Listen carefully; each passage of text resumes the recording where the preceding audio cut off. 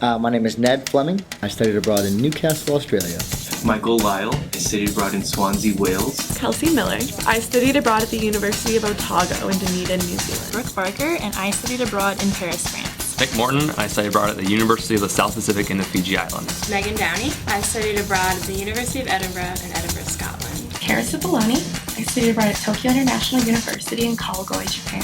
I studied abroad in Spain and in Argentina. My name is Tiffany.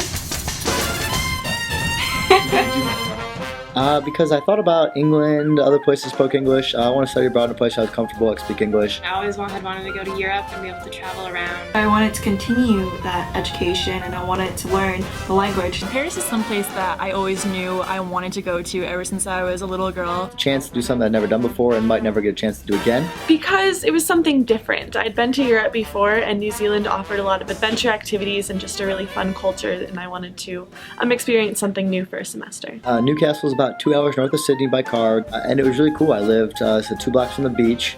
It was really nice. Campus itself was inland, so it was like a forest. A lot of the students there are really interested in learning English, and they're really interested in talking to you. Everyone was really friendly.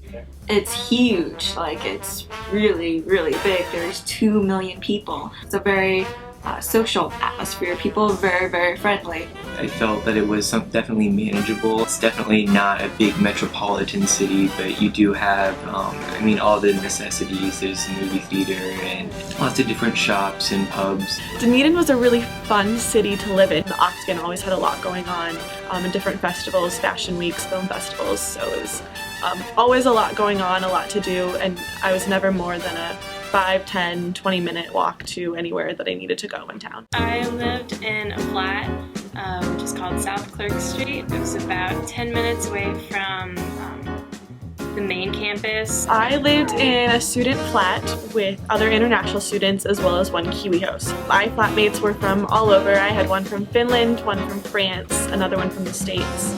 I lived in what was called the Plantation House at Wongavuka Flats. It's a university-provided housing for international students. It was a 4-bedroom house. I lived with a host family. Argentina is a very family-oriented culture. I only lived with my host mom and my host sister. My host brothers came very often. We had to take a train every day to get to and from school and back to our host family's house. Living with a host family really helped me pick up more Japanese and really articulate my sentences.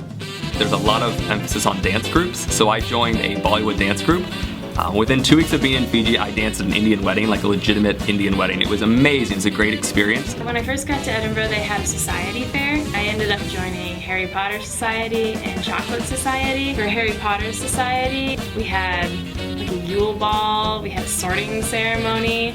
I got sorted into Ravenclaw. ESSEC actually has a social student organization called the BDE, and basically they just started organizing things for us right away. So they took us to Paris one day and took us on the Bateau Mouche, which is the flyboats that you see going down the Seine. For spring break, we actually spent 10 days in New Zealand. There we went canyoning, which is, there was 8 waterfalls, 5 of which I rappelled down and 3 of which I actually had to jump off. And there we did whitewater rafting. It was a level 5 out of 6 courses. My favorite part of my Japan trip was being able to go on a week-long excursion to Hiroshima, Kyoto, and Miyajima Island. Miyajima Island is the most beautiful island I've ever seen. It is completely overgrown with plants and wildlife and monkeys and deer, and the deer actually come right up to you. You can pet them. I went with some friends out to the beach, and we camped out in a cave. And had a big bonfire and just kind of celebrated the whole semester, and it was a few of my friends' birthdays, and there were people from all over the world there and people that I haven't seen since and people that I may never see again, but it was a really great way to end my time there. I woke up in the morning to the sunrise over the Pacific Ocean. It was definitely a unique experience that I don't think I'll have anywhere else. If you don't do it now, you might never get the chance to go to Australia. It is a long ways away, but the weather and the people there is phenomenal. Study abroad in Japan because not only is it completely different from America or Europe, but you get a completely different experience. Culturally, fashion, food, just everything, news, business.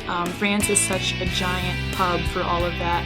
Fiji offers a lot of really interesting aspects of culture as well as just kind of getting involved. I always say you come for the beaches and you stay for the culture. The people there are just so willing to accept you into their own culture. I think Scotland offers a little bit of everything. If you want like an academic challenge, Edinburgh is definitely good for that. Also, Scotland has just like a lot of like culture, like nightlife is really fun. The students are all really fun. South American culture is so different than European culture and vice versa. In South America, you have the opportunity to see some of the most beautiful places on this planet. Patagonia, whales. I saw an albino whale. How rare is that? Saw penguins. It was incredible. Study abroad in New Zealand because it has great outdoor activities if you enjoy skiing or hiking, sea kayaking, as well as a really fun culture and again, lots to do in Dunedin. You will never be able to do all of it in one semester.